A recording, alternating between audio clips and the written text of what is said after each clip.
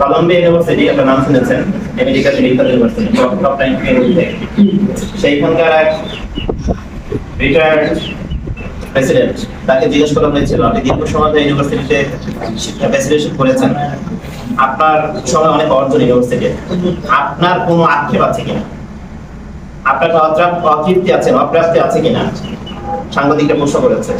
পরে কলম্বিয়া ইউনিভার্সিটির প্রেসিডেন্ট বলেছেন, একটা জায়গায় আমি কাজ করতে পারিনি, আমি হতাশ। সেটি কি?